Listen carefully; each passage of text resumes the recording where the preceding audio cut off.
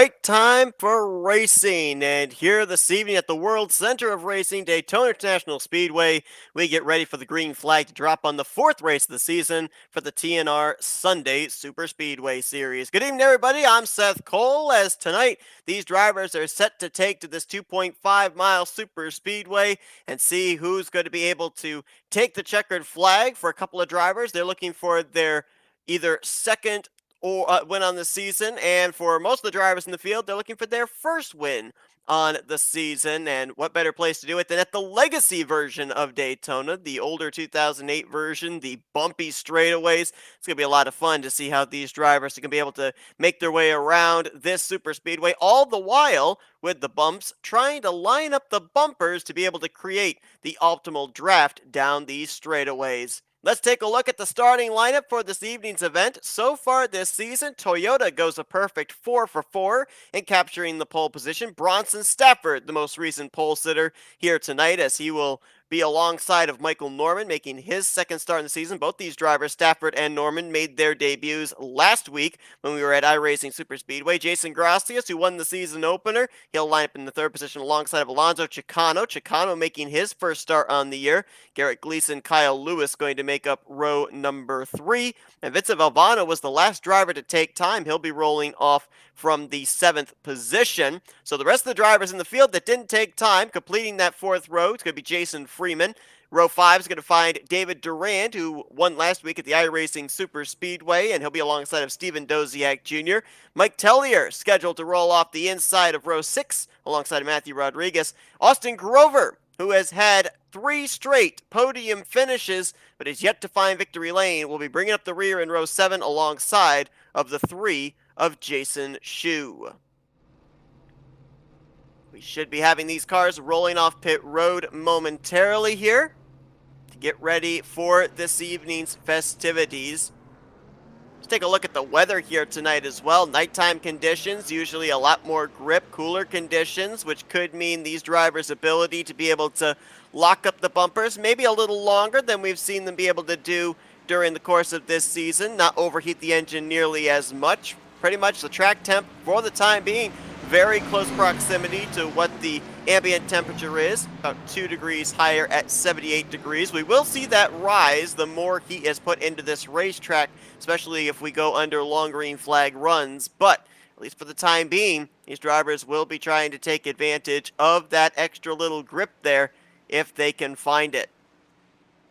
Coming into tonight's race, a super speedway series, obviously you see a lot of close battling for position, but there's always close battling in the point standings as well. And there's only 2 points separating the top 2 for the current points lead. David Durand, with his victory last week, jumped to the top of the standings, 2 points in hand over Austin Grover, who, as mentioned, is the only driver, even not only to finish in the podium all 3 races this season, but even to finish in the top 5 in all 3 races this season. He's been very consistent. We'll see if he can find victory lane here. And bear in mind, the number of guys back here like Tellier, Rodriguez, Grover, and Shue starting at the back gives them the opportunity to be able to get those bonus points for most position gained from starting to finishing position.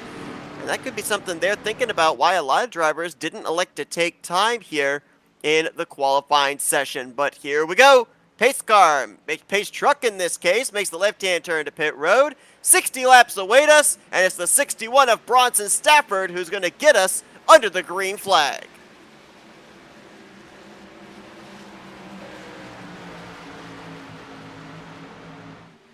It's like Michael Norman either was hanging back a little bit there or just timed the restart perfectly. He was alongside Bronson Stafford for a good portion of the second half of the front stretch, now going to lose Bronson Stafford and Jason Gracias, dropping back to the 3rd position. Toyota Camrys will go 1-2 down the back straightaway, and Gracias not going to wait around.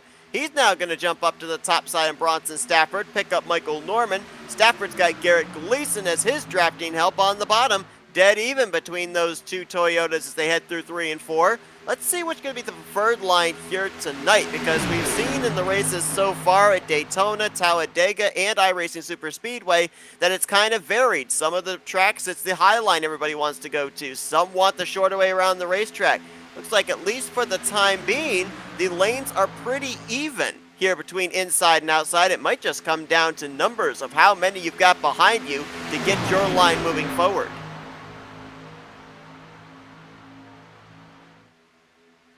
There you saw Bronson Stafford was able to pull ahead with the top spot through 1 and 2.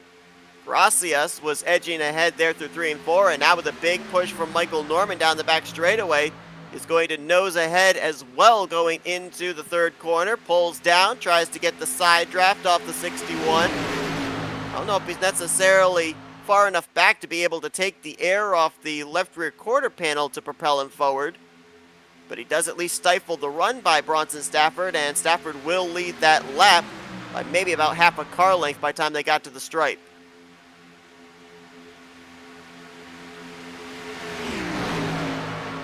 All 14 drivers, 13 drivers in this group.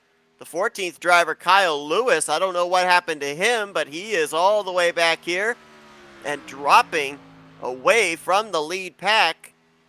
Let's see if there might be any damage on the right side of his machine coming around through 1 and 2. I don't see anything. I don't know what would have caused him to lose the draft there outside of maybe having to check up for something or getting into the wall, which would certainly have lost him momentum and speed. That's a driver, obviously, that needs a caution flag to get back into this thing, as inside line now has definitely got the numbers. The outside line's kind of broken up. Jason Gracias, Michael Norman, Alonso Chicano, and I believe that's the 55 of Steven Doziak Jr. They're all trying to make something happen in that second line. But Bronson Stafford on the bottom has Garrett Gleason, and he did have David Durand, who's now backing out of that situation, and I think this might be more so to cool down the temperatures on that 24, more so than thinking that maybe a wreck's going to take place. Different drivers have different reasons for dropping down below that double yellow line in the back straightaway and letting the field on by, and I think that was the 24 worrying about the water temperatures pegging. I mentioned about that outside line fading back. Didn't take him long to start moving forward again. Michael Norman, though, backed out of it. Alonso Chicano now pulls up to the back of the 1, and they've been able to make forward progress once more. Stafford and Gleason continue to run the double yellow line. Vincent Valvano, who won the second race of the season back at Talladega, he's now pulling up here alongside. We're looking 3 wide, almost 4 wide there. Whoa, Mike Tellier trying to fit his car in between Valvano and Steven Doziak Jr. Actually almost went up and doored Matthew Rodriguez as well. Oh man, that 97 does not look happy. Side to side. And I was told this pre-race as well. Obviously, this week was the build week for iRacing. A lot of changes taking place to a number of cars, including these cars here. And big thing that these drivers are going to have to worry about, especially in this race, is handling. Like we saw there with Mike Tellier, out of shape, kind of side to side there in the middle. These drivers are going to, when they get out of shape, really have to be extra careful on trying to recover that machine.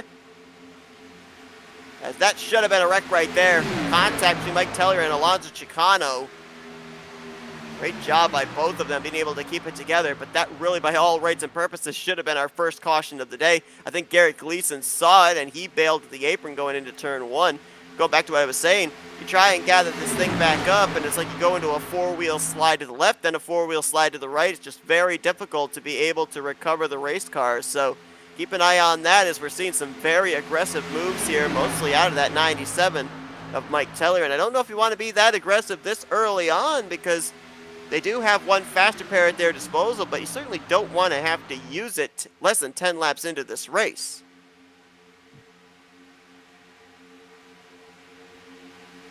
Right now, Mike Tellier has picked up the most spots since the drop of the green flag. Started this race back from 11th, up 9 spots to 2nd place where he currently runs. Matthew Rodriguez in the 57 is the driver that has picked up the second highest amount of spots. As Bronson Stafford is going to get turned off the nose of Mike Tellier. Spinning through the grass. I don't know if he hit the wall or not. No caution, as the 61 didn't exactly break loose until after he was below the double yellow line. And for my taste, that 97 is just racing a little too aggressive this early on. He almost made contact with the 95. He almost doored the 57, and now he has spun the 61 of Bronson Stafford around from the race lead. I think it's time to settle down there. As now Tellier to the point. Chicano going to move into second place. Bronson Stafford, by the way, did not stop in his pit stall, despite being spun down pit road. So he, for the time being, is still on the lead lap as we're side by side for the top position. Let's go back and see just exactly what happened there with Bronson Stafford. See if we can pinpoint just exactly how the contact took place.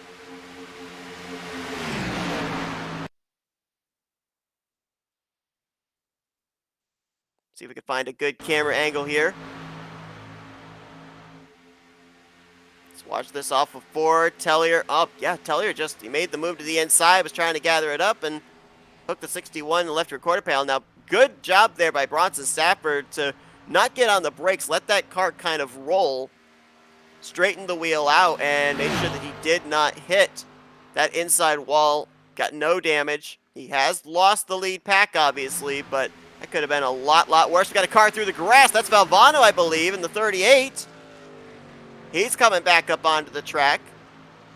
I don't know who it was that he made contact with, but another driver having an issue there through the tri-oval. Let's go back and look at that one. See who he was racing around. Looks like the 83 of Grover was behind him. Moves up. Mike Tellier goes to throw a block. Valvano's going to come back down, and I think he thought he was clear, and he wasn't. Austin Grover was there. He had drafting help behind him from Steven Doziak Jr. And the two of them just made contact. So that's going to be another driver that will be obviously, I believe, looking for a caution, as Valvano has dropped back about 6.5 seconds off the tail end of this lead pack. So 3 drivers there, Valvano, Stafford, and Kyle Lewis. No caution to save them at this point in time. And Austin Grover, who, as we mentioned, has back-to-back-to-back top 3 finishes here this season. He is, trying to get his first win on the season. As we got correct, that's Steven Doziak Jr. around. That's going to bring out a caution for sure. They were almost 4 wide there. I think Mike Tellier was in the middle of that. And there's some pretty good damage on both the front and rear of the 55, and that is the caution that Valvano, Stafford, and Lewis certainly were looking for. Going back real quick, the move you saw David Duran, Matthew Rodriguez make on that inside line, down below the yellow line, that was legal. That is considered a legal move here in the TNR Sunday Superspeedway Series. And let's kind of look at this here, because I think it might have been that 3-wide move down on the back straightaway below that yellow line that led to the stack-up we saw in the midway portion of the pack. Grover's trying to block Tellier. Oh yeah, Tellier got up into the wall. And then Doziak, Gracias, and Shu all making some contact. Michael Norman might have gotten a piece of it as well. We'll ride on board with the 21 and find out. But that is going to bring out the first caution of the day. Here it is on board with Hot Wheels Ford Mustang. And yeah, looks like you got a little bit of contact there into the back of Doziak. Nice save there by Shu and Gracias, though. Pretty much everybody keeping their cars pointed in the right direction, with the exception of the 55. And with the caution out, pit road open. Everybody, I believe, is coming down pit road. Yes, they are. I was waiting to see if anyone made that late dart to the right to head back onto the racetrack, but nope, everybody is going to come down pit road here. Bronson Stafford, after that long slide, probably would like to change the Goodyears on that 61. Mike Tellier overshooting his pit box a little bit there. Looks like fuel only, potentially, for the 24 car. And he will win the battle off pit road. Austin Grover down the way as well. Everybody else either going with 4 tires or maybe spending a little bit extra time getting some damage repaired. Chicano is going to come out in third, and Valvano, nope, correction, Stafford's going to come out fourth, followed by Valvano. Now these drivers will be up inside the top 5 here when we go back green. Garrett Gleason in the 7 has elected to stay out a lap here. Gleason did this as well back at Talladega and then would come to pit road the following lap. I believe he did this as well in the season opener at Daytona.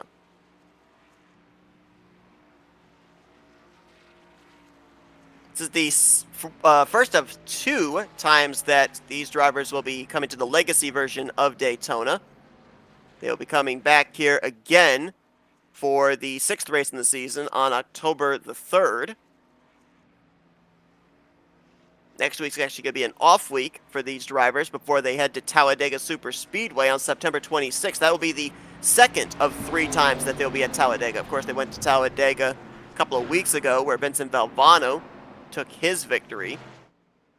So Talladega will be next on the schedule for these drivers in 2 weeks' time. Garrett Gleason going to come down pit road as suspected, and he will turn the race lead and the future restart back over to David Durand. So for drivers that were getting some damage repaired, Matthew Rodriguez, Michael Norman, Mike Tellier, Jason Gracia, Steven Doziak Jr., those drivers all spent anywhere from 20 to 55 seconds on pit road. Jason Shu in the 3 and Jason Freeman in the 20 both spent over a minute in their pit stalls. I didn't see Jason Freeman involved in that wreck. Jason Shu was. So I don't know what the extended stay on pit road for the 20 car was, but obviously these drivers, even if they have the slightest amount of contact, they want to get that car back to as pristine condition as possible, because even a ruffle on the front end of that car could lead to 1 or 2 miles per hour of speed lost, and they want the optimal straightaway speed that they can possibly get. So the 14 drivers took the green to start this race. All will take the green to continue this race with the green flag set to fly on lap 15. All 14 drivers will be on the lead lap. David Durand on the inside, Austin Grover on the outside. The 2 drivers that are, ironically enough, battling for the points lead with 2 points separation between them.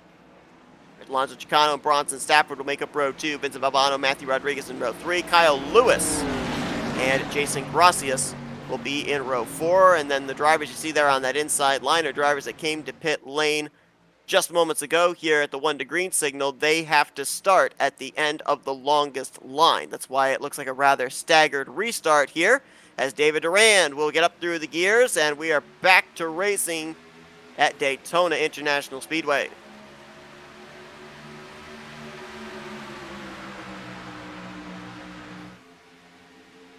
Chicano knew exactly what to do there, locking the bumpers up with the 24 of Durand. They're going to get out to first and second. Grover will leave Bronson Stafford out to dry as he'll duck into third on the inside line.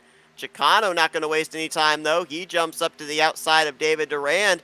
Big run there all by his lonesome. Can he get some drafting help down the back straightaway? No, he will not. Grover stays committed to that drive-to-end Hunger Chevrolet. Durand back to the point. Watch the Toyotas up on the top. That's Stafford, Rodriguez, and Gracias, leaving Chicano in no man's land in the middle off of turn 4. And now Grover sees those Toyotas coming. He's trying to get there. Oh, 4 wide, and we're going to have a wreck. Chicano, Rodriguez, and Gracias were in the middle of that one. Looks like Steven Doziak Jr. got involved as well, and the caution is going to fly for the 2nd time tonight. Kyle Lewis getting a piece of it. And Doziak Jr. was the only driver under that last yellow that had taken on a fast repair, and there you see the smoke billowing from underneath that Chevrolet Camaro. That could be evening over for Steven Doziak Jr. Let's go back and see what happened. That was 4 wide, and that was just never going to work. Chicano had been stuck in the middle, 3 wide, and they decided that 4 wide was going to be a good idea. I'm not sure who it was that got the run there out of 4 and made the move. Might have been Matthew Rodriguez. Oh, actually, Chicano kind of got out of shape, and then Valvano crowded him up a little bit. That really had nothing to do with the 57 or the 61. And we got quite a number of drivers that got some pretty good damage out of this incident, including Chicano and Steven Doziak Jr. Let's take a look here at Jason Gracias. How much damage does he sustain out of this? There's just no way this was ever going to work. Oh, here's where Kyle Lewis got involved. He got a hit from behind by Michael Norman, so Norman with some more front-end damage, and he and Jason Shu kind of door banging down towards turn 1. And there you see the wounded race cars there. A lot of damage on the right front of Gracias, same for Rodriguez. And Doziak Jr., as suspected, his day is done. He brought it right down pit road, didn't even bother to get down to his pit stall, made the left-hand turn to the garage area, and he will finish 14th place here tonight. Pit road's open. Bronson Stafford going to lead a few of them down pit road. Jason Freeman, Mike Tellier amongst those that are following him in. As David Durand and Austin Grover say, we've just been to pit road about 5-6 laps ago. Why would we come back down now? Except for maybe to top off the fuel tank. So they, along with Vincent Valvano, look like they will be the top 3 when we get ready to go back green flag racing. We are a stone's throw away from halfway point here tonight at Daytona International Speedway. We're going to step aside for a quick commercial break. Be back for the restart here at the Con and Con 150 at the Daytona International Speedway. Don't go anywhere. You're not missing a thing. We're going FRN side by side. Welcome, race fans. This is Paul Page, the voice of IndyCars. And today we're excited to present another IndyCar event brought to you by the Dark Horse IndyCar Series. From the Unzers to Mears, Foyt, and Andretti, now it's Corley, Peterson, Davies, Gardner, and Teague. You can expect high speeds, incredible wheel-to-wheel action, and intense drama that you could only get in an IndyCar. So sit back and enjoy your favorite drivers from all over the world take the track. Dark Horse IndyCar drivers, start your engine.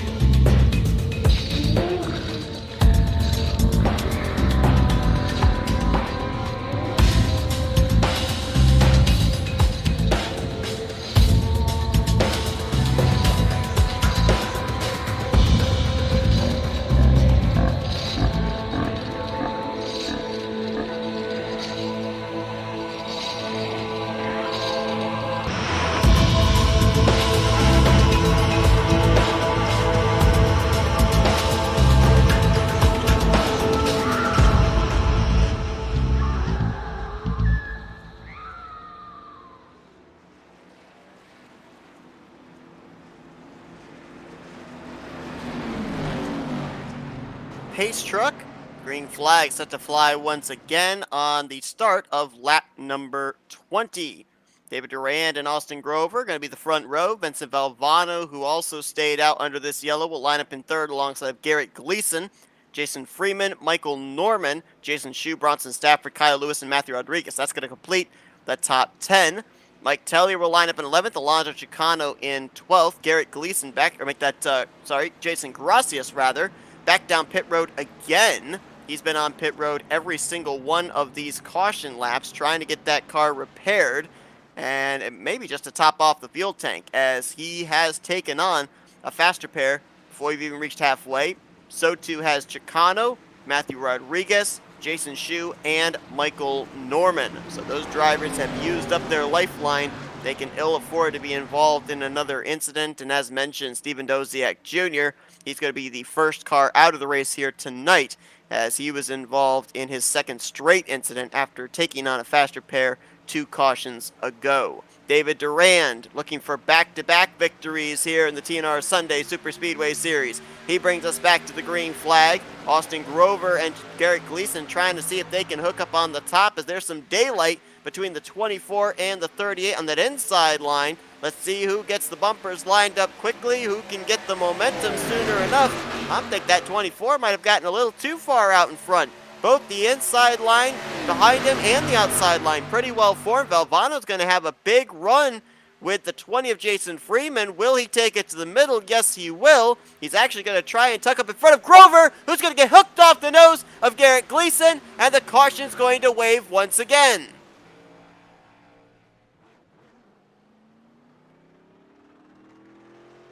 Austin Grover, who's trying to keep his streak alive of 4 straight top 3 finishes. Heavy impact with the right front of his machine as the caution flies once more. This one, I think, was in most part in relation to the fact that Valvano had the big run down the back straightaway, was trying to clear himself up. And I think that maybe, it's hard to tell if Grover saw him coming up, was trying to give him room, and Gleason didn't realize it, and the bumpers weren't lined up, or what. Let's actually look from the 7 and see just, what the bumpers looked like there. Just coming off of turn 2. See the 38 make the move up there to the top. Grover sees it happening, gives him room, and oh yeah, right there, you see it. Bumped him in the right rear quarter panel, which shot him down into Vincent Valvano, talking about the 83 of Grover, and eventually then just hooked him around. So we'll see if that has faster pair written on it for Austin Grover in the 83 car.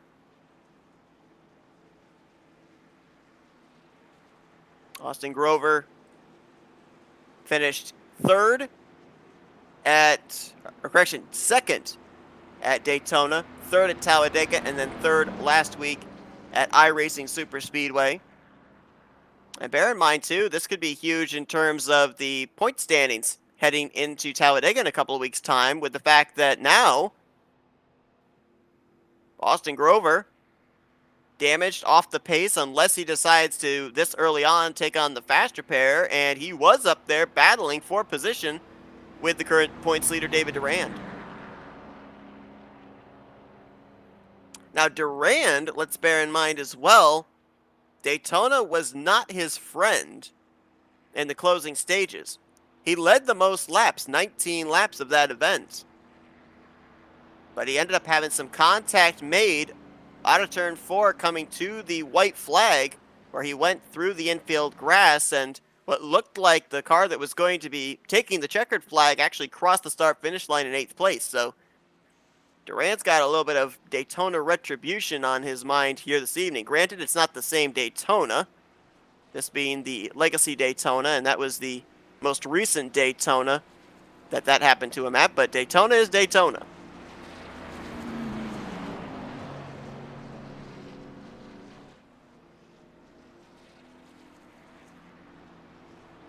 Looks like Austin Grover and Jason Freeman on pit road. Freeman with a rather lengthy stop for his 20 machine. Grover is yet to leave his pit stall as the field starts cycling their way out of turn 4. And now Grover's down and away. Did not take on his faster pair, we should note. So we'll see how up to speed that car is. You can clearly see the damage is still there on the right front of his machine. The Chevrolet nose rather askew, but not wanting to take the faster pair on here this early on, as we haven't even reached the halfway point. Got a couple of drivers that are actually coming down, topping off the fuel tank. Mike Tellier, Bronson Stafford, Matthew Rodriguez, and Jason Shue, all coming down to the attentions of their crews. Looks like actually the 97 is going to take on some tires. Looks like left side's going on the 97 Camry. Rodriguez, a rather lengthy stay there as well in the 57.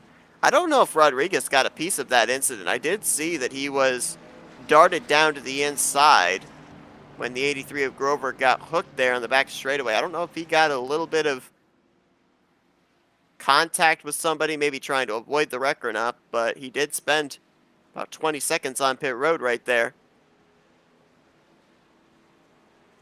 Is that Garrett Gleason in the 7 with some damage? That's on the front end of his car. I don't think that that would have been necessarily from the contact we just saw him make moments ago with Austin Grover, but it is pretty significant there on the front end of his race car as he's dropping to the back here for the upcoming restart. So David Durand and Vincent Valvano, our two most recent winners, are going to make up the front row. Michael Norman will line up in third as there's nobody in the outside line with the exception of the 38. Kyle Lewis and Jason Gracias. That's going to be the top 5 as we get ready to take the green flag one more time. And Valvano's probably thinking, hey, someone jump up here with me, please. It's going to be freight train by the time they get over here to 1 and 2 if nobody migrates up to that second groove. Now he's going to find some help. Kyle Lewis going to jump up there with him. It looks like Jason Gracias, well, thought he was going to go up there as well, but he might be going into business for himself. He almost thought about going 3 wide up the middle all by his lonesome. He had some good momentum there, but just couldn't follow it up. Tucks in behind Michael Norman and will battle Vincent Valvano for the 3rd spot.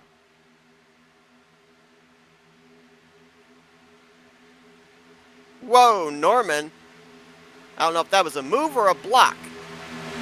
He and Gracias both had the same idea of jumping up there to the top. Norman's going to try and side draft off of David Durand through 3 and 4, and it looks like, at least off of 4, he's getting the advantage.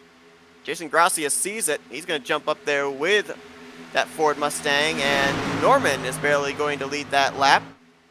Gracias follows him. Valvano and Kyle Lewis, those two making up some ground now as well, with some others jumping up the top to help them. Now Gracias going to switch from high to low. He'll go to the inside of Michael Norman and had such a big run, he'll complete that pass all by himself. Now does he pull up in front of Michael Norman? Well, actually, they're going to be 3 wide behind him, so he may not have to worry about it. Valvano jumps to the middle. Norman on the top, Durand on the bottom. Jason Freeman a long ways back to offer Norman any drafting help. Chicano has Mike Tellier in tow, as it will be Chicano and Valvano battling for 3rd place. Durand going to push Jason Gracias out in front, so Toyota Chevrolet 1-2 at the start-finish line. I was noticing there at that initial start as well, Bronson Stafford, Matthew Rodriguez, and I believe it was Jason Shue, they all kind of hung back. Rodriguez and Shue are still kind of back there, about maybe 0.3 of a second off the tail end of the lead group. Bronson Stafford has since drafted back up to this lead group, and as soon as I say that now, Rodriguez and Shue are up in this lead pack as well. Kyle Lewis in the 18 has dropped back once again, and this is looking eerily similar to what we saw happen at the initial start of this race, where he faded back, lost the lead pack. I'm wondering if maybe that car might be down a cylinder or something, because he still has a faster pair to work with. He hasn't, at least to my knowledge, been involved in a wreck, so I think there's something mechanical going on there with the 18 car. So I think he's just right now basically out there logging laps and hoping that, if possible, this be a race of attrition and he can pick up as many possible spots as he can. Right now, looking at the telemetry, these drivers are going about 186, 187 down the back straightaway. Granted, in the draft, Kyle Lewis was going about 181 to 183. It just doesn't seem too significant of a speed differential, though, especially when you consider that we were comparing draft to single car lap speed, or single car speed, but you can see, he's starting to fade off of our screen, is Kyle Lewis. What is right in the forefront of our screen, though, was 3 wide. It's now settled out to double wide, 4 rows deep. Alonso Chicano, who has already used his faster pair, bringing Bronson Stafford around the top side. Mike Tellier on the bottom, and that car just still does not look steady underneath the 97. As he's trying to push David Durand. Austin Grover Apparently that damage on the right front has not affected him at all. Remember, he did not use his fast repair, but that thing still looks pretty sporty as he's been able to work his way back up into the top 5. A little help from Vincent Valvano to do so. And Stafford committed to Chicano on the top. Ooh, may have gotten him a little squirrely there through the tri-oval. Oh boy, 95 disappeared for a moment there. Reappears. Bit of a heart-stopping moment for everybody there in the lead pack, especially the fact Chicano is leading that outside line, and they've been making some very good progress. You don't want to lose one of your numbers up in the lane that you're in. And there's a big push in right there. Wow, 95 almost out of shape there with Stafford all up inside of his rear deck lid. But neither lane given an inch. Durand edges ahead through the entrance of the corner, and then Chicano battles back from corner exit down the straightaways. And look at the dancing back there. That's Gracias. High to low to high to low, back to the bottom, back to the top, trying to figure out which lane's going to move. Might actually just be trying to keep those rows side by side, not really giving his draft to either particular lane. Maybe having a little bit of fun there, trying to test what the car can do in the slipstream of either the inside or the outside. Looks like Jason Freeman, Matthew Rodriguez all doing the same. Snaking it down the back straightaway. This is an IndyCar. And Chicano, finally with the help of Bronson Stafford, will swing around the outside, pull down, and clear for the top position in front of David Durand. That's the one tough thing about Superspeedways. You work so hard to push somebody up to the front, and once they find it, they just wave their hand out the window and say sayonara to you. That's happening to Bronson Stafford as his efforts are going to drop him outside of at least the top 5 here. With Valvano and Grover going around, looks like Stafford may slot into the 6th position just ahead of Jason Gracias. Valvano trying to jump up to the outside line, no help. Gracias jumps up there, but I think he's snaking it again. Yeah, I guess that's one way to keep the heat in the tires, for sure. Top 5, all going to get single file. Actually, the entire field right now is single file.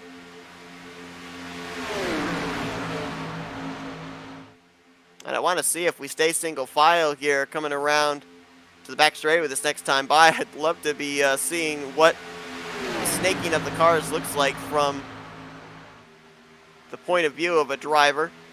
Let's look here from the back of Vince Valvano. See if they do the snaking here. Yeah, Gracias is doing it. Freeman is doing it. If we slowed this down, it would look like these drivers under pacing, trying to get some heat in the tires for the upcoming restart. But this is taking place at over 180 miles per hour. Drivers just out there having some fun as we have now crossed the threshold into the second half of this race.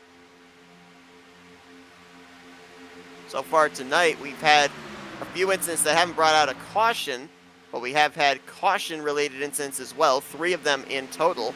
And those 3 cautions have put a damper on us knowing just how far these drivers can make it on fuel. If these drivers settle themselves in here to a long green flag run, we could possibly see pit road play its part into the closing stages and the eventual winner as we're going 3 wide. Chicano stuck in the middle again. Valvano on the top. Durand on the bottom. Valvano has drafting help from Gracias.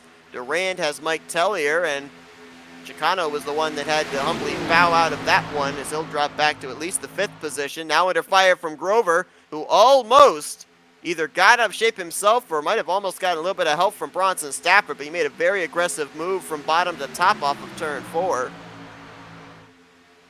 Nice save there by the 83, keeping us under the green flag for the time being. Still dead even between Durand and Valvano.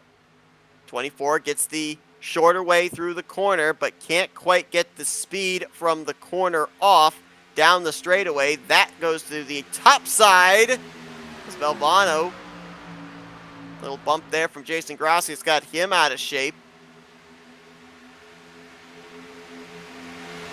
right on board with our race leader and get an idea of just how bumpy this track is.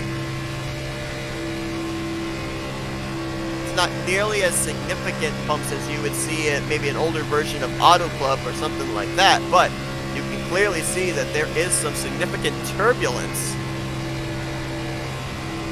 See right there on the inside line, through 1 and 2, you can see the chattering of the race car. That's those bumps. On the straightaways, you don't feel it quite as much because the car isn't lowering itself down into the corner. But right here is where you really have to hang on to the race car to make sure that it stays underneath you.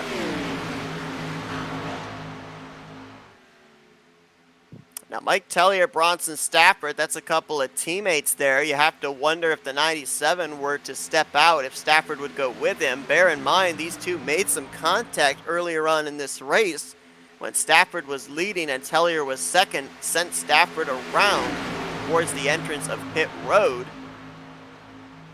Didn't hit anything, was able to continue on, stayed on the lead lap with the help of a caution.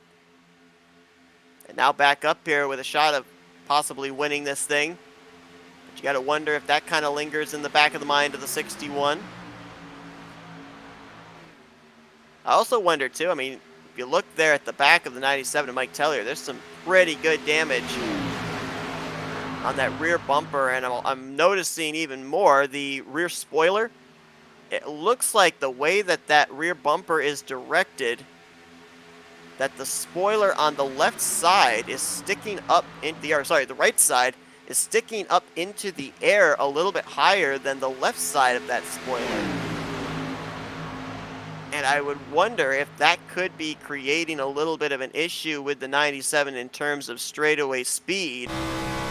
Riding on board here with the 61, you see there that the spoiler, there definitely is a little bit more height there on one side of the spoiler than on the other. So I don't know if that's going to cause an issue for Mike Tellier or not. Bear in mind, Tellier still does have a faster pair available. So that car may not look like that car when we get to the end of this race if we end up seeing a caution in between now and the checkers. Saw those 3 early yellow flags, and since then we have been green flag racing. This is the longest green flag run of the night. 15 laps in. And if this thing does go green to the end, this does not play out into the favor of 2 drivers in particular. That would be David Durand in the 24 and Vincent Valvano in the 38, because those two stayed out under the last caution. Everybody else was on pit road, so they would be at a disadvantage fuel-wise with Durand and Valvano. And Durand has spent a good portion of this run out in front as well, so he hasn't really had the benefit of saving fuel, but that's out the window now as Vincent Valvano, Jason Gracias, and Mike Tellier have gone around off of turn number 4. The caution is out for the 4th time tonight. Jason Freeman in the 20 was also collected up in that one. So at least a 4-car incident off of turn 4, and that may have just thrown pit strategy completely out of the window as, ooh, that's faster pair right there for Mike Tellier for sure. I think that car might have pounded the inside wall heading towards the entrance of pit road. Let's take a look.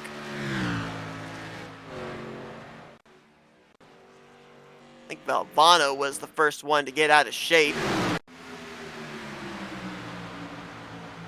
This was just after they had gotten around Garrett Gleason to put him a lap down, so Gleason should be getting the free pass and getting back on the lead lap, so a timely caution for him. Oh, Mike Tellier. I don't know if he got the apron and shot up the track or not.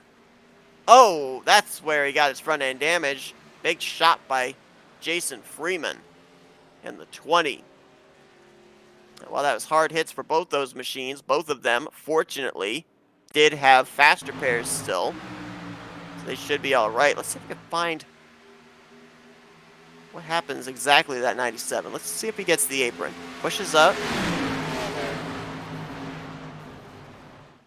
No, he never got the apron. That car just pushed up. Pushed up twice there through 3 and 4.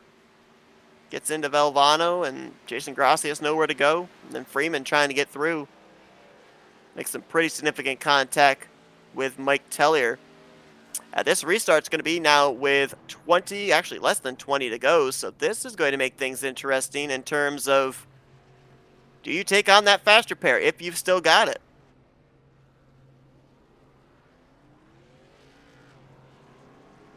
Looks like Gracias took on the faster pair. Grover took on the faster pair. Waiting to see about Mike Tellier. Jason Freeman took on his faster pair. And Mike Tellier did the same. Looks like Matthew Rodriguez. I believe I had already mentioned him taking on the faster pair. So that leaves us now with, by my count, 4 drivers that still have their faster pair intact. Bronson Stafford, Kyle Lewis, who I'm pretty certain we've established is down on power. Vincent Valvano and Garrett Gleason, who indeed just got the lucky dog to get back in the lead lap. They all still have their faster pair intact. This will begin ready for the restart with 20 laps to go this time by. And we will more than likely get the green with either 19 or 18 laps left.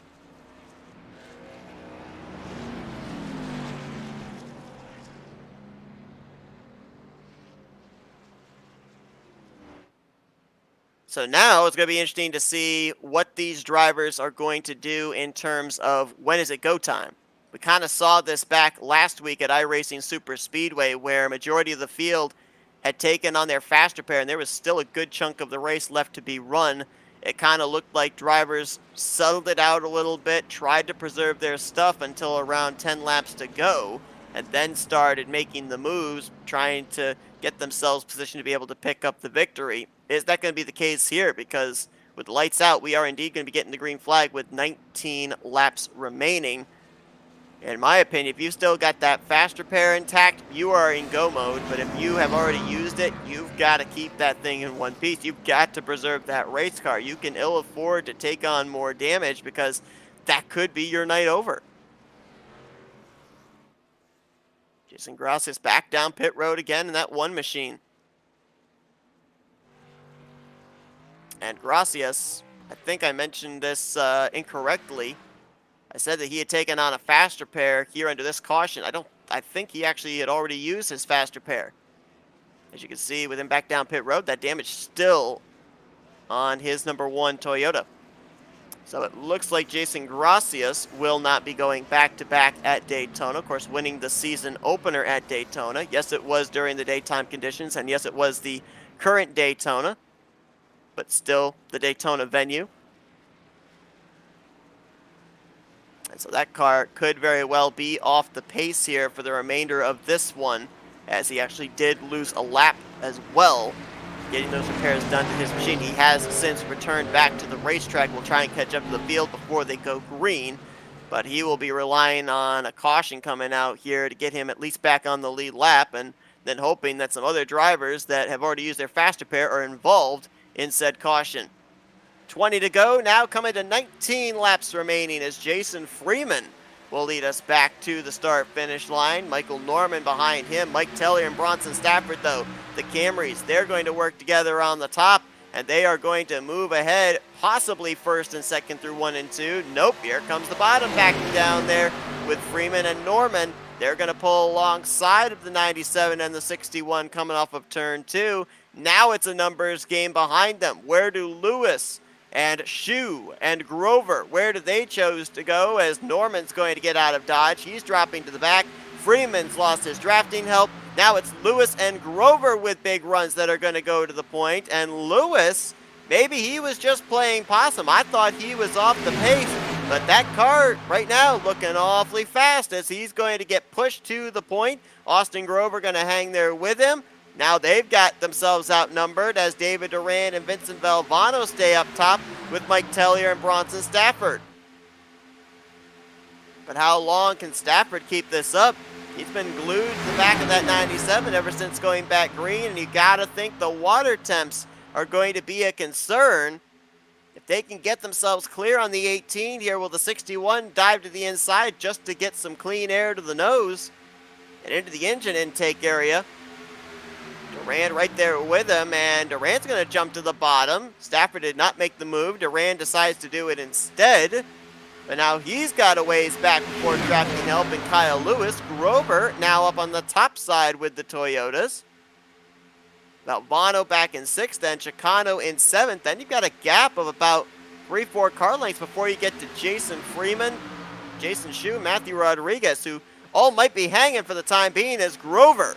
What a move there. Might not have expected that car was going to go that low, that far to the left, but it does get him to the inside of Bronson Stafford, and now alongside of Mike Tellier. And look who's pushing him. These two guys are battling for the points lead, Grover and David Durand, but they're working together right now, and those Chevrolets on the bottom might be able to best those Toyotas on the top. It's been the Toyota of Mike Tellier who's been able to edge ahead on the straightaways, but not this time. Grover, big head of steam out of turn 4. He should have both lanes cleared here on the tri-oval, and he will be leading this lap. 16 to go at Daytona. Kyle Lewis right there in the 18. Now back up into the picture. Would love to know what it was on the initial start of this race and the restart previous to this one that had him lose the draft and fall so far back. I attributed it to possibly being down on power, but he has not taken on a fast repair here in this race. So it can't be anything along those lines.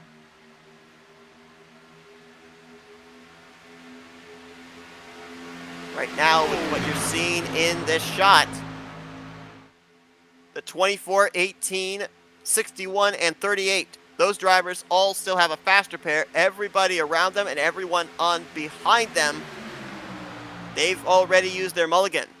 And now, 15 laps to go here at Daytona. Back from Austin Grover, that's the front end of David Durand's Chevrolet Camaro. Whoa!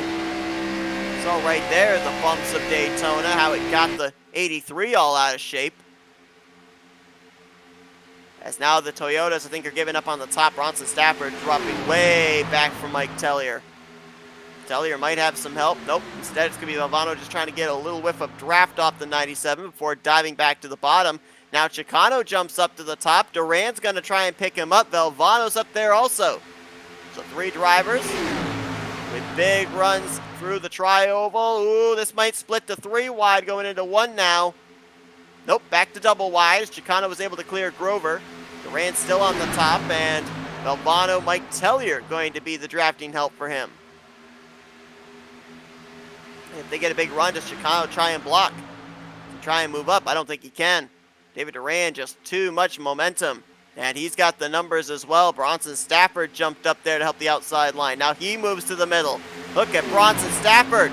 He's going to go from 5th to 2nd in less than a corner. He wants more. Look at him pull to the right rear of David Durand. Try and get the pull off of 4 to get that number 61 to the race lead.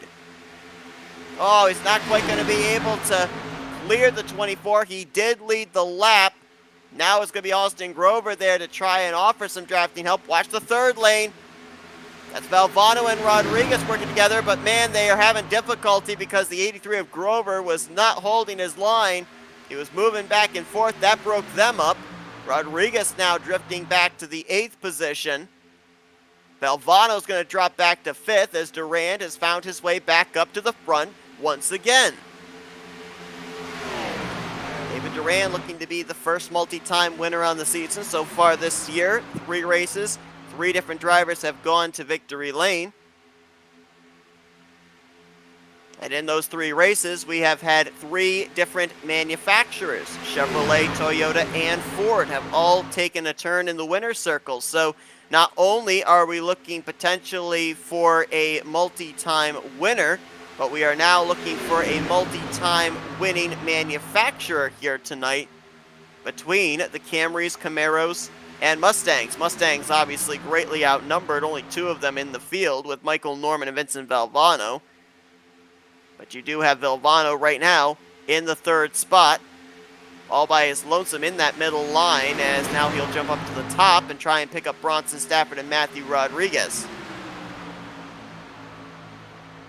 Chevy, Toyota on that inside line. Then another Chevy and Austin Grover as Durand, the outside of Kyle Lewis. Trying to get alongside the 18, get up there to the 95 of Chicano. Chicano, though, hugging that double yellow line, is going to hold the lead on the bottom for the time being. Keep one eye out the windshield and one eye on that second line, which is going to be Durand and Valvano. Can those two get hooked up?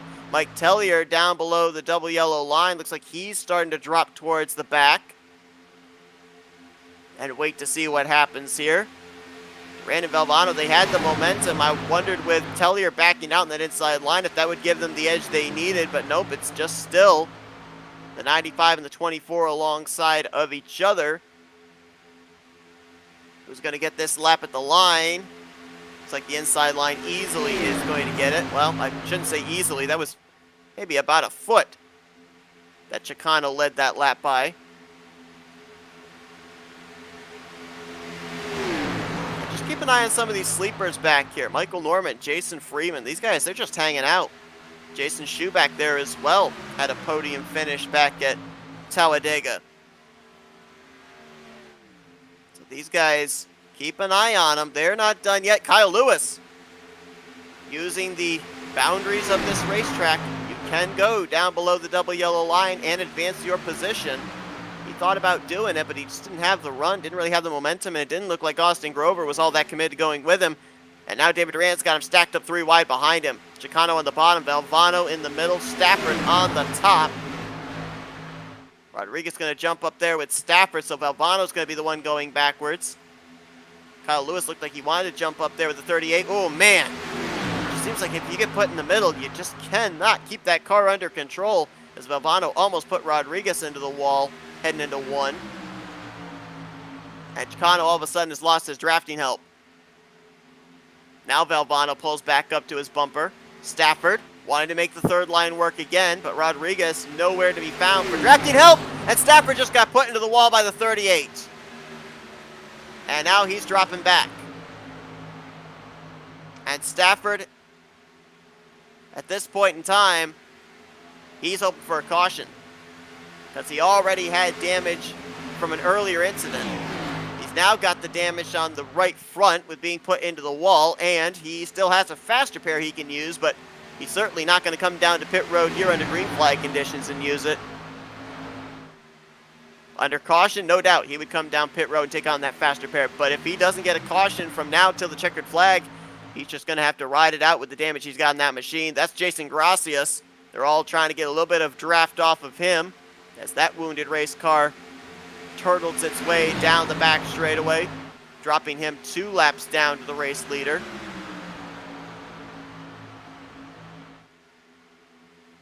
And now it's going to be 6 drivers up in this lead group. You've got Rodriguez, Norman, and Schuh back there in 7th through 9th. There's a lot of dancing inside of this top 6. Lewis looking like he wants to make a move, but unsure that if he steps out, if Austin Grover would be willing to go with him. Chicano and Valvano trying the top side together. Might be looking for a 2-car tandem. Grover's going to jump up there with him, so now it's going to be 3 on the bottom, 3 on the top. This brings Rodriguez, Norman, Freeman back into the picture. Near contact between Durand and Grover. That's the top 2 in points, of the top 2 on the track, and battling for the race lead, potentially for this race win. Valvano with a big run there out of 4. Thought about swinging around the outside. Ooh, Grover went to throw the block on the 95. Had to gather it back up. Nearly got into Durand for his troubles. That's going to allow Durand that inside line with Kyle Lewis and Mike Tellier. They're going to keep the momentum up, and they're going to clear Chicano and Grover. So move them out to 1st, 2nd, and 3rd with less than 6 to go.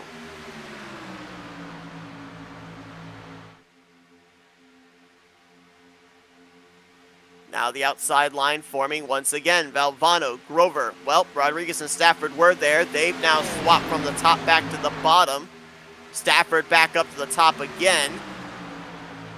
Valvano going to get alongside of, well, I thought he was going to get alongside of Mike Tellier for 3rd place, but then he tucked in behind the 97. So now it's Grover on the top trying to make something happen. Will any of our top 4 try and jump up there with him? Nope, everybody's staying on the bottom. Austin Grover might be dropping towards the back here unless someone jumps up quick. Now it'll be Mike Tellier picking him up. As he'll try to get around the outside of Kyle Lewis. Not enough momentum there into 1. Trying again here out of 2. Lewis trying to move up the block. Can't do it. Tellier is going to get alongside the 18. That's the battle for second. Valvano's going to jump up there with him. Grover, Stafford, Rodriguez, they're all up there. It's about 4 or 5 cars on the top against 3 on the bottom. And Tellier is not only going to get Lewis, he might get David Durand for the race lead here off of turn 4. Those two going to be alongside each other coming back to the start-finish line. Big push by Valvano. Tellier is clear, at least for a moment. Out in front, does he swap from the top to the bottom? Does he stay up there with Valvano? He's thinking about going low, but nope, going to stay up there. Oh, 38! Out of shape! Mike Tellier around in front of the field, and that's going to be everybody in that lead group. Durand up into the air. Michael Norman hits Valvano. And we've got carnage over in 1 and 2. Norman's day could be done. Valvano all torn up. Jason Freeman, I don't know if he was involved or not. There's the 24 of Durand who had his rear tires leave the racing surface. Bronson Stafford. Now, 3 of those drivers that I've mentioned, they do have their faster pairs still. That being the 24, the 61, and the 38.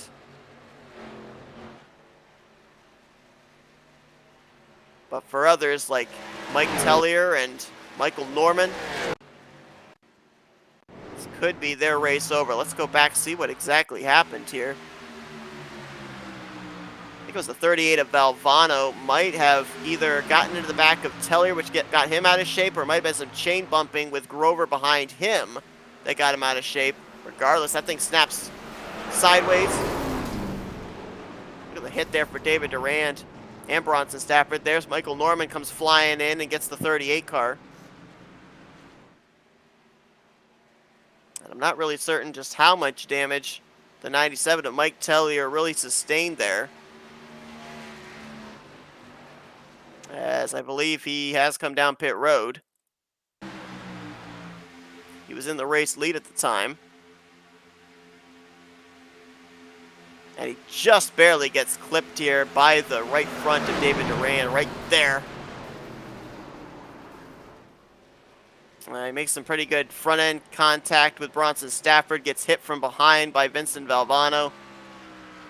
So he definitely got some contact, that is for sure. Whether it's going to be contact that will take him out of the running for this win, only time will tell, and everybody's on pit road. With the exception of 1, and we'll document that in a minute. But Kyle Lewis is in. Alonso Chicano, Austin Grover, Matthew Rodriguez. These drivers, my assumption is they're all coming down especially to top off the fuel tank just in case we end up having some overtime green-white checkers, which we will be having one of them. Timing of this yellow flag will set us over the regulated number of laps. And we will be having at least one overtime green-white checkered here at Daytona. I mentioned that Kyle Lewis and company, they came down pit road and 1 driver stayed out. Actually make it 3 drivers that are staying out here. Jason Freeman is going to be the one to lead us back to green. Jason Shue will line up in second. And Garrett Gleason right now is scheduled to roll off in the 3rd position. We'll tentatively wait on that to see if maybe the 7 ducks onto pit road this time around, or if he will maintain his position. I believe that this caution is going to put Jason Gracias as the free pass machine. And so he will get one of his 2 laps back. He'll be -1 when we go back green. Mike Tellier has lost a lap due to repairs. Vincent Valvano is 2 laps down due to repairs. I think the 38 might have not been able to get back to pit road under his own power. Remember I mentioned he had a fast repair, but you have to come back to pit road under your own power to be able to get that fast repair and get out. Otherwise, you suffer the amount of time it would take for you to be towed back to your pit stall, and that appears to be the case for Vincent Valvano, so that's a tough break there for him.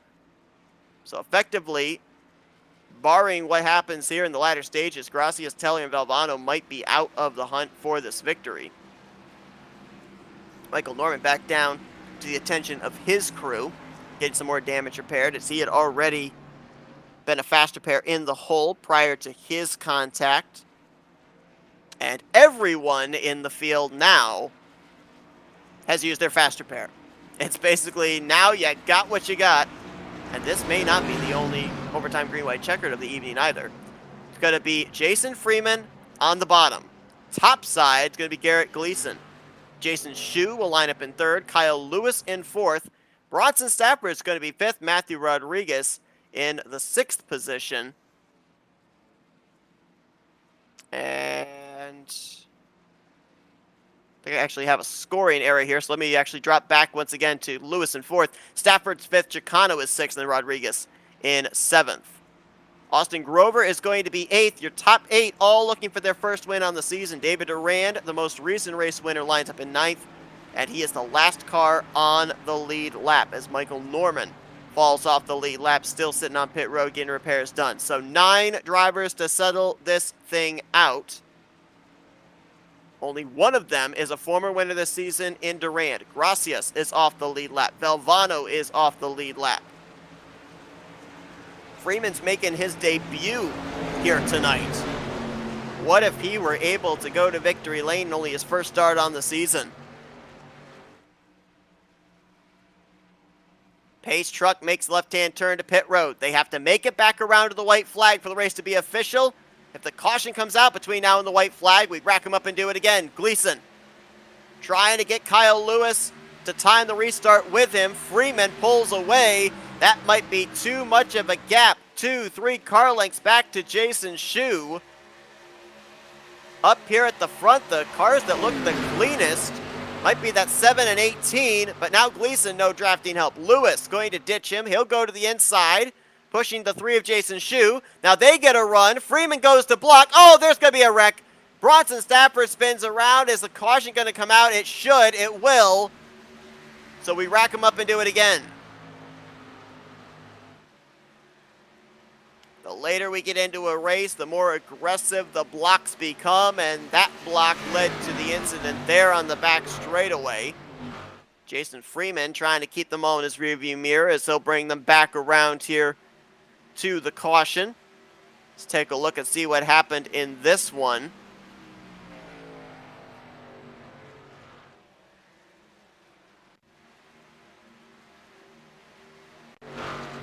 It was Jason Shue who was trying to make a pass for the race lead. You also had Kyle Lewis who was stepping out of line, and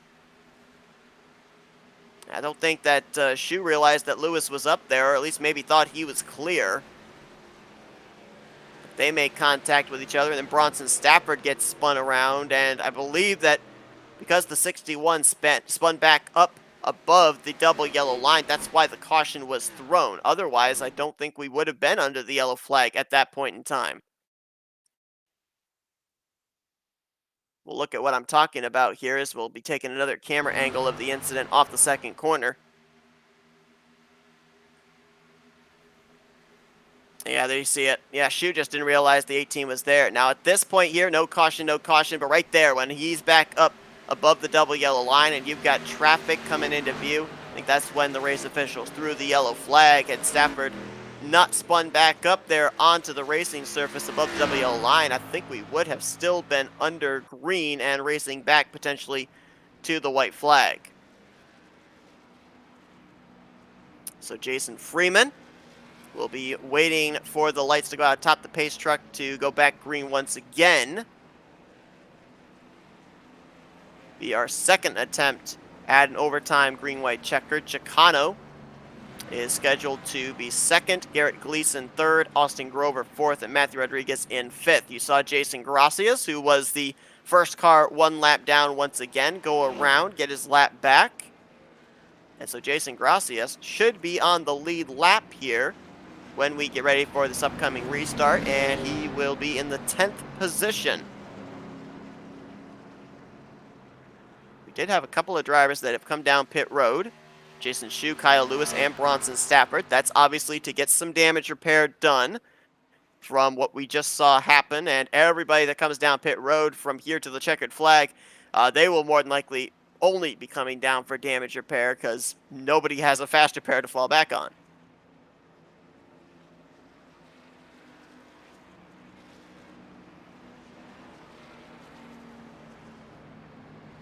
Well, folks, we're going to be having a little bit of an off night tomorrow night, but then we're right back at it here for TNRs. We'll be giving you a double feature.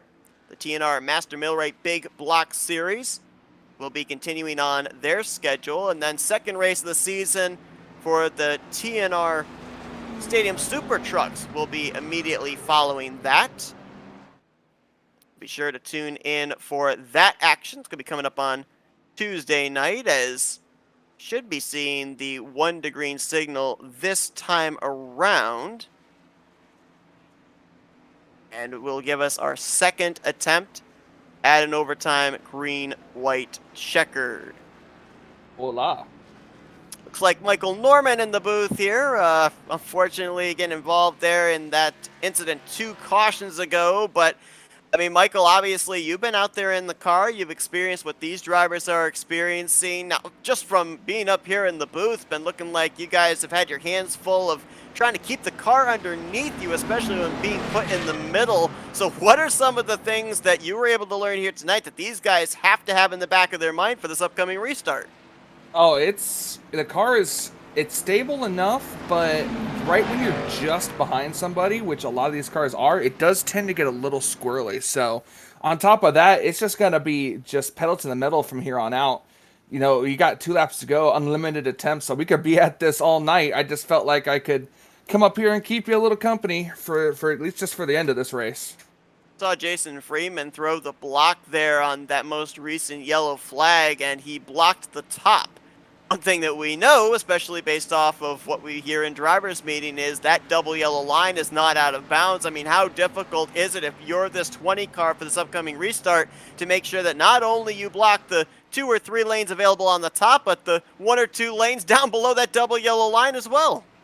I mean, that's almost impossible because, well, you can get a run on somebody so quickly, you just don't have enough time to try to throw a block, and if you do, it's going to end up in a wreck.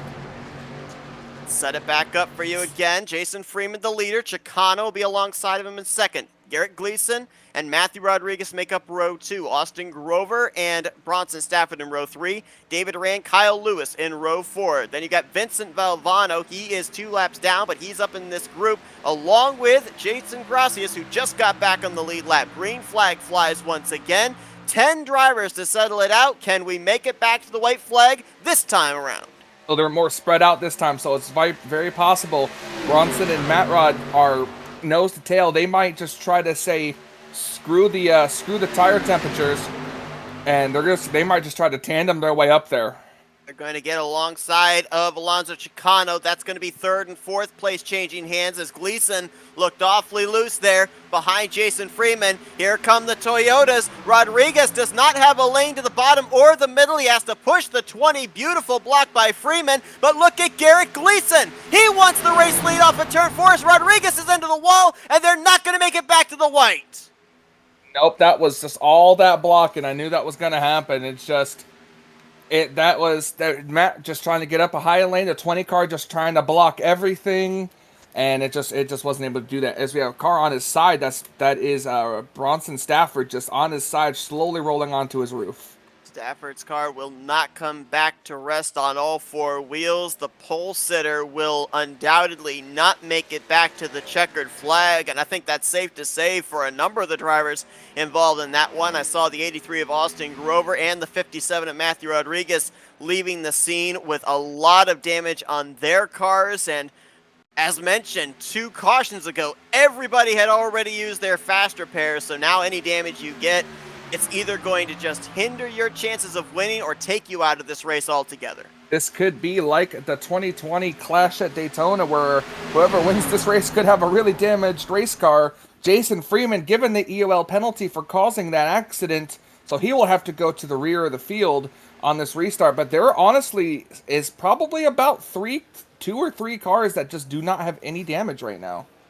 David Durand in the 24, last week's winner, got a piece of that incident as well. So about 4 or 5 drivers by my count getting some damage in some way, shape, or form.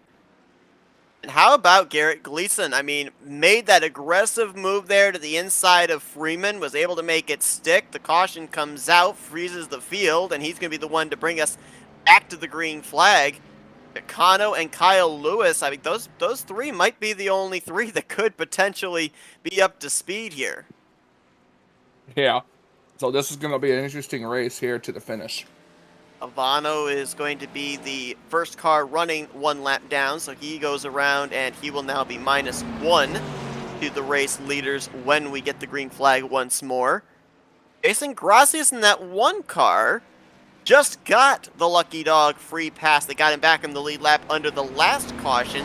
He got through that incident, so I'm almost wondering if we can't quite count him out just yet. He's been on pit road multiple times, has gotten a lot of that right side damage repaired that he had back around 20 laps to go. He might still have a shot at this one too, and would love to be a 2-time winner this season at Daytona. I agree. But he's got some real good competition out there. I'll tell you this much from being out there and just having fun with these drivers. It's a really chill league. You know, these drivers are really cool, and with the damaged race cars and the undamaged race cars, I wonder if the tandem drafting will still be something to keep an eye on. Something that we ended up seeing back, I think it was at Talladega, was we saw drivers that looked like they shouldn't be able to stay up in the lead pack, not only be able to run with the leaders, but even work their way up to the front. Is there a point where you know as a driver that you've got too much damage, that you have to come down, you get some of it repaired to be competitive, or does it basically wait until you go green and then find out that way on a long green flag run? Oh no, if you have any type of damage, or any type of damage or suspect of having any type of damage, you want to come down pit road and see if they can get it repaired, because the more you have it repaired, the faster your car will be, no matter how much damage it will be. Well, Garrett Gleason, Alonso Chicano, and Kyle Lewis all looking for their first wins on the season. Chicano making his 2nd start on the year, Lewis making his 4th, and for Garrett Gleason, he is also making his 4th. Gleason has a top 5 coming into this one. He and Lewis both have top 10s. Chicano only 1 top 10. That, of course, was in his debut. You've got Jason Gracias, though. He is trying to be the first 2-time winner on the season. Won the season opener at the current Daytona. Wants to pick up his 2nd win at the legacy version of Daytona. Jason Freeman, who was hit with the EOL penalty, he's going to be restarting back in the 5th position. And then a number of drivers that spent a long time on pit road. Jason Shu, Matthew Rodriguez, David Durand, Austin Grover. They're all on the lead lap from 6th back through 9th. We'll see if they've still got a shot at this thing when we end up having the pace truck turn them loose once more.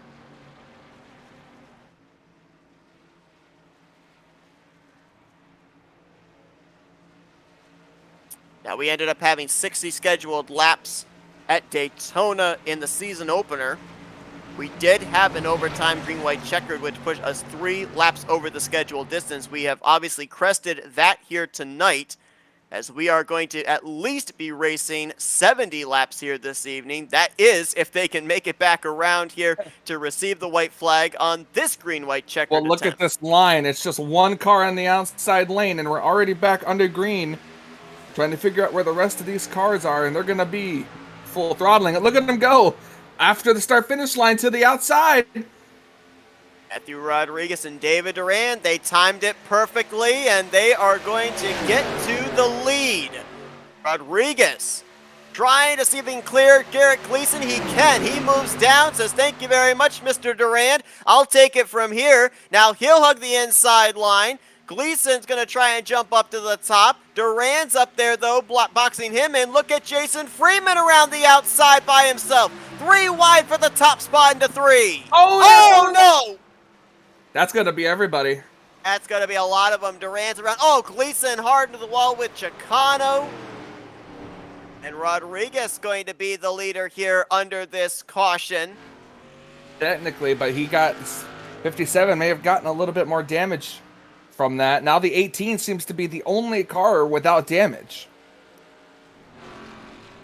Jason Freeman was trying to, I think, tuck down in front of David Duran. Might have thought that he had enough momentum to be able to clear the 24 by the time they got into the entrance of 3. Obviously, as we saw there live, he was not. We'll go back and take another look at it here on the replay, but Jason Gracias got a piece of this one. Durand obviously involved, and then we had a follow-up wreck further up with Garrett Gleason and Alonso Chicano getting together.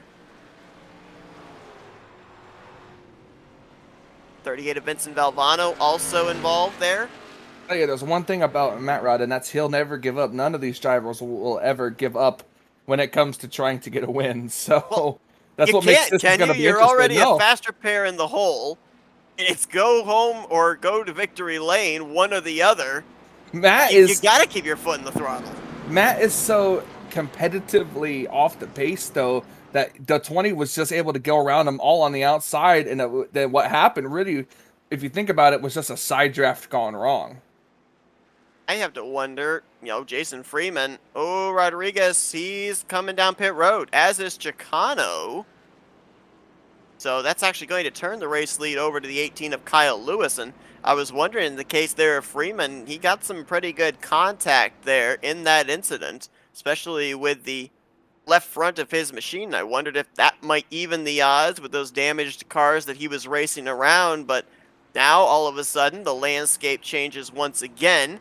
Lewis, Freeman, and Jason Shu are going to be the top 3 that stay out. And I believe this caution should put Vincent Valvano back on the lead lap in the 38 car. This is going to be fun to watch. If these guys can never make it back to the make it back to the white flag.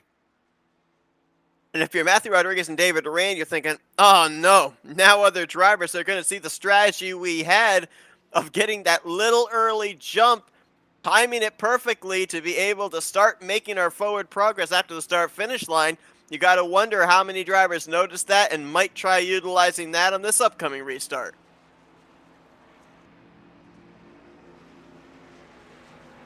Everyone checking the inside. I wonder what this restart's going to look like. I wonder if there's going to be only one car on the outside again, or if it's just going to be just a single file line. We will be seeing here momentarily, as we should hit the 1 to green signal this time around.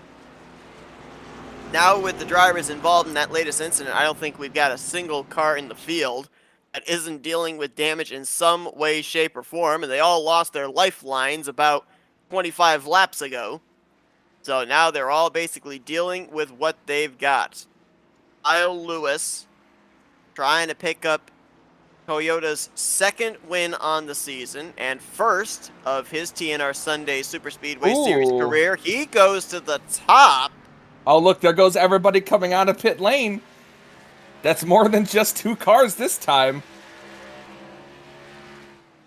Look at this. Kyle Lewis jumps to the top. I wondered why, but you've got the one of Jason Gracias, a fellow Camry, be able to help him. So Former fellow Camry. Chevy Camry, yeah. So I wonder if these two might have some kind of little plan here to maybe lock up the bumpers and see if maybe one of those two can find victory lane. You've got Chevrolets on the bottom, and I'm not certain who the lucky dog was under that yellow flag. I thought the first car 1 lap down was the 38 of Valvano, but now that I think of it, Valvano was involved in the incident, so actually maybe there was no lucky dog under that caution. Well, we're going to see if these guys are going to try that strategy again. The 24 and 57 are not nose to tail this time, so this could make a very interesting way as these cars are trying to catch up. They might be actually a little too far back. Wait, could this be a reason, too, why Kyle Lewis and Jason Gracias are choosing the top side so that they can also block any drivers that might try to go around the outside? If they block, they're getting wrecked. No one is backing off at this point. Let's see. This is going to be our 4th attempt at an overtime green-white checkered. At this point in time, we are 12 laps over the scheduled distance. Ooh, We'll the be 24 14 laps over if we make it back around.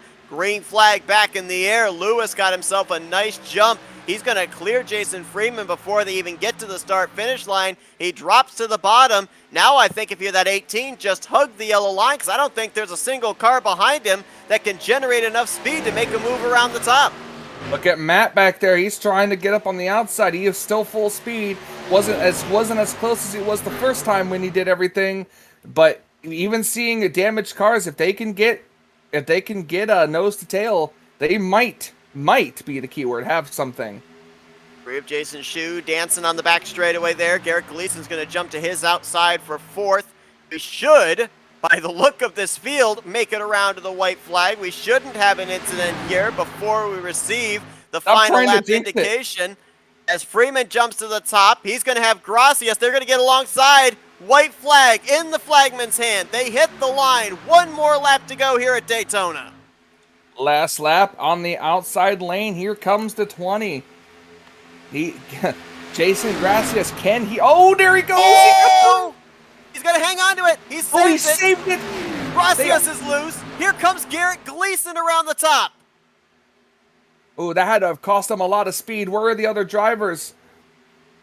Garrett Gleason, he's got to get down there and get the side draft off the one. Here comes Kyle Lewis up to the top. Freeman on the bottom. It's going to be Kyle Lewis helping the 7. I think we've got ourselves Garrett Gleason versus Jason Freeman off 4 for this win potentially. They're banging doors through the corner.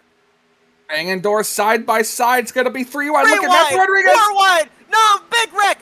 Everybody's wrecking. Rodriguez is going to win. Rodriguez through the grass.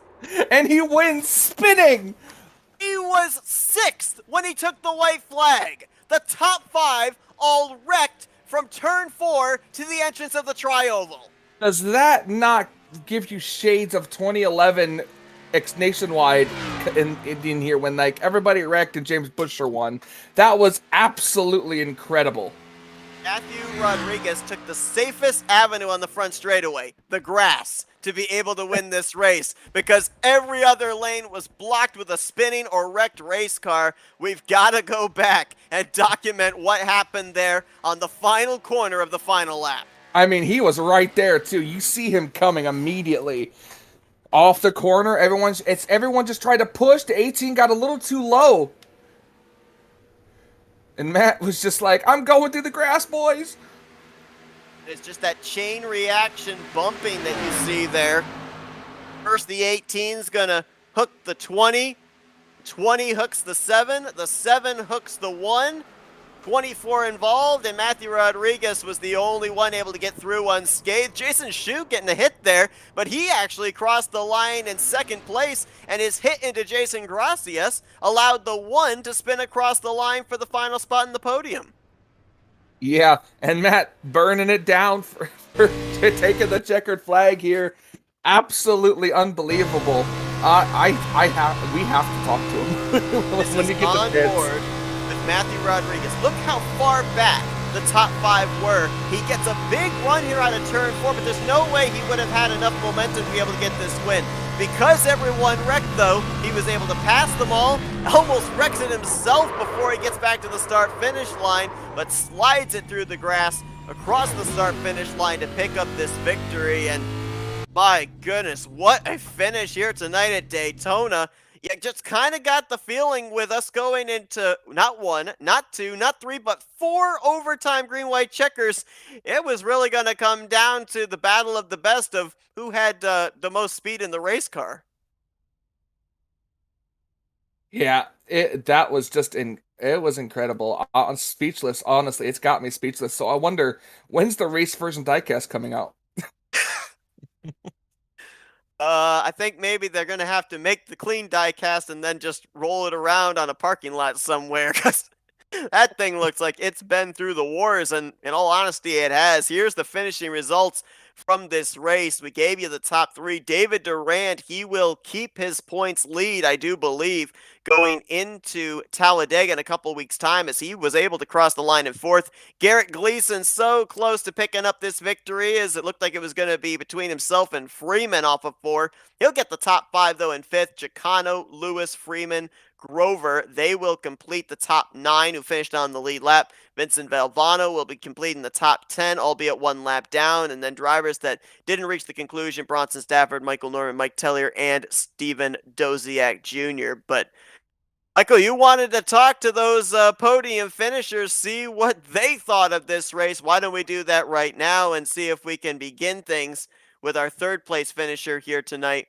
that being Jason Gracias. Hey, Jason, Michael, and Seth up here in the FRM booth. You got us? 10-4. Man, I mean, what an exciting race here tonight for the fans. Just kind of a question of who was going to get through that little game of dominoes there off of turn 4 coming back to the start-finish line. But, man, so close to going back-to-back at Daytona. You spent a lot of time working on that race car, getting it repaired and getting it up to speed. What little more did you need? What little bit of luck did you need there coming off of turn 4 to be the first one back to the checkered flag? I needed at least so these cars idle at 2,000 RPM. After that wreck where Mike bounced off the apron and got into me, I was idling at about like 1,900 to 1,800. So I need about 100 more RPM and just to cut it down left below the yellow line, and I think I would have been good. I say, man, it was incredible to watch. Were you getting any frustrated with those green-white checkers, or just trying to get the race to finish, or are you just having a blast out there? No frustration on my end. I needed the green white checkers because on these restarts, if I wasn't within 0.1 of a car or on their bumper, I would lose the draft because of the engine damage and the drag from all the damage from all the wrecks I was in. So I was a fan of them. It was getting fun at the end, seeing the field go from like 14 cars to 10 cars to 8 cars to 6 cars to 4 cars. So I mean, to me, it was fun. I had a good time. Jason, obviously we know with this being the legacy version of Daytona, a little bit rougher on the drivers, a little bit more turbulence when you're coming around, especially through the corners. But we also know that iRacing this week was in a build week and some changes were made to these race cars. You know, as opposed to your race-winning car at Daytona earlier on this season, what were some of the key changes that you noticed and some of the adjustments you had to make accordingly? So because of the new build, we actually ran the new Daytona and not Legacy. So it was the same Daytona as before. But as far as the build, this is my first time on iRacing since the build got released. So the one thing I noticed was these cars are a little bit more sensitive going over bumps. And you really had to manage riding a guy's bumper because you could get him squarely off of the rear springs. So it was really a game of just knowing where to put your car and when to push into turns and on the straightaways and tri-oval. Jason, a great run for you here tonight. Going to be interesting to see where this podium finishes put you in terms of the point standings. Came into this race only 47 points back, third place. So obviously we expect that the points are going to be closed up a little bit tighter. In 2 weeks' time, we get to Talladega. Congrats on a great performance here tonight, battling back from being a lap down to get a podium finish. And now we're going to let you thank some sponsors and do some shout outs. Yeah, thanks to FRN for sponsoring the series. Thanks to Matt Rodriguez and Mike Tellier for putting it together. You know, it's a fun series race on Sundays. Now the football season's starting. It's going to be interesting to see if we can gain new members, and if we can, hopefully they come to race because these are fun races to do. Thanks to Garrett for hosting the TNR racing platform. Without him and his dedication, you know, we all wouldn't be here today. So shout out to you, Garrett Gleason. I was hoping you could win. But congrats to Matt Rodriguez, his famous pass in the grass. You should trademark that. Worked once again. That's Jason Gracias, P3 here tonight at Daytona under the lights. Congratulations, Jason, and best of luck when we see you back on track in a couple weeks' time. Yeah, thanks, guys. Enjoy the rest of your week. Let's get our runner-up finisher here tonight. Second time he finishes in the top 5 in his career, and that's Jason Shue. Jason, Michael, and Seth up here in the FRM booth. You got us? Yeah, I gotcha. Well, man, that number 3 looked pretty sporty here tonight. Your best finish of the season so far, second place, but and I mean, we saw the 57 go through the grass to pass for the win. You were right behind him. I mean, did you have any contingency plan if he got hooked to be able to make sure you sniped this victory? I was just going to go through the grass and hope for the best. Man, it was crazy out there. All of us running, and just the way that the setup and everything was. It was a pretty fun race. It was mostly hanging in the back and then trying to get up to the front. But man, tell us, just going through that whole race. Just what were you thinking?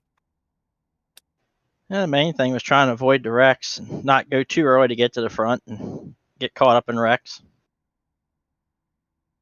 One thing that we've seen you do in the last couple of weeks as well is either not qualify, or if you do qualify, you kind of make sure that you start towards the back of the pack. Of course, we know that there's those 10 valuable bonus points to the driver who picks up the most spots from the start to the end of the race. Here tonight, it was you picking up 12 spots from your 14th place starting position to finish runner-up here this evening. And those bonus points have really helped you out as well, in the fact that coming into tonight, making one less start than some of the other drivers, you're only 67 points out. This is undoubtedly going to get you even closer to that points lead. I mean, how difficult is it at a super speedway to be able to kind of use that patience in when to make your move to the front, all the while making sure that you keep that car in one piece in case a big wreck takes place in front of you? That's it. It's a big chess match. You just got to go at the right time, and it takes a lot of patience to ride around to get through the race to make sure you're there at the end. You got to finish to be there at the end.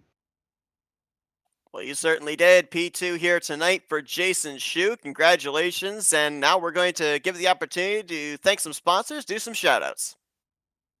All right, thanks. I want to thank FRN for broadcasting, Firehouse Grill, First Choice Computers, Pecky's Auto Body, and Larry's Lawnmower Repair Shop.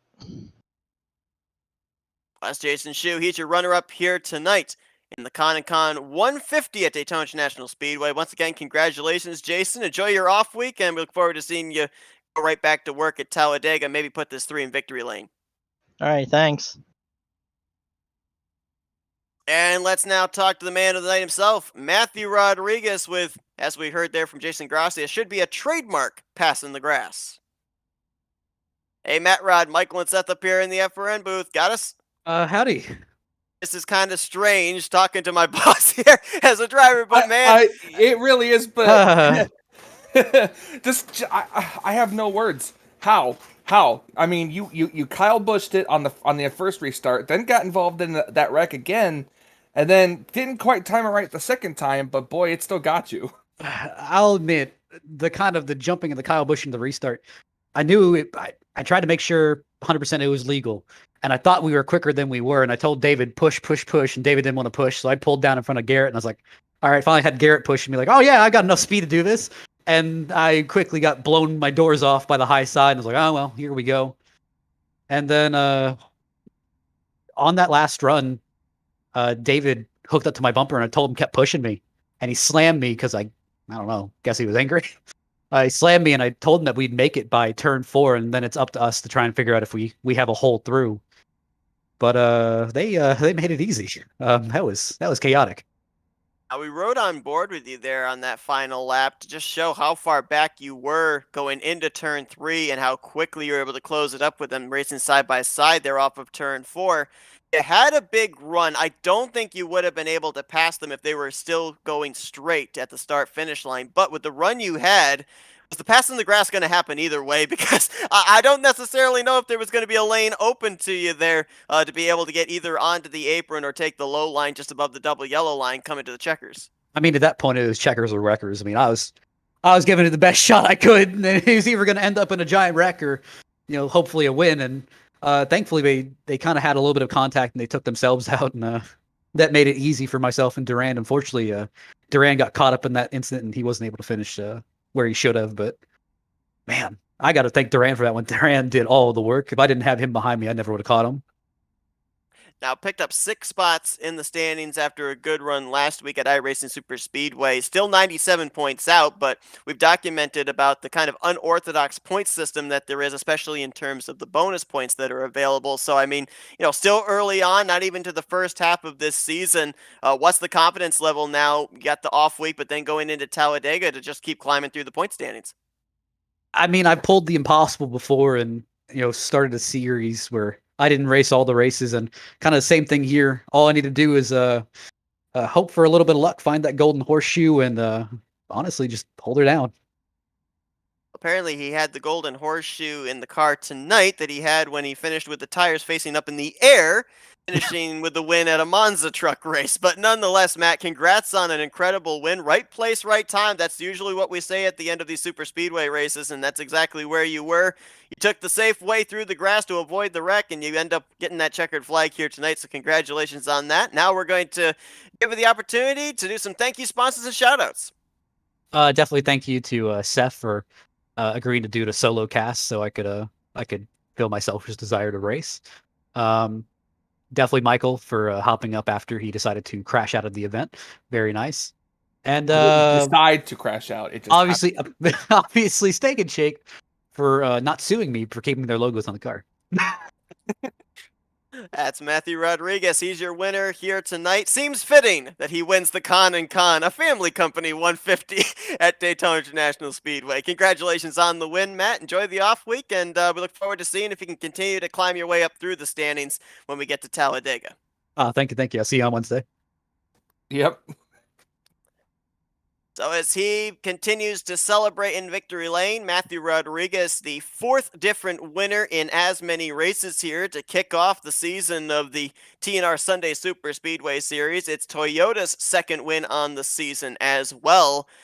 I think just based off of what we saw with the finishing results, the bonus points are, of course, going to have to come into play as well. But we talked about coming into tonight, it was only 2-point separation between Durand and Austin Grover. I think that with other drivers like Gracias, Shu, Rodriguez, who have actually been climbing their way up week after week through the points as well, they're going to make some gains by leaps and bounds here tonight. And we could have 5, 6, 7 drivers within striking distance of taking the points lead over when we get to the checkered flag in 2 weeks' time at Talladega.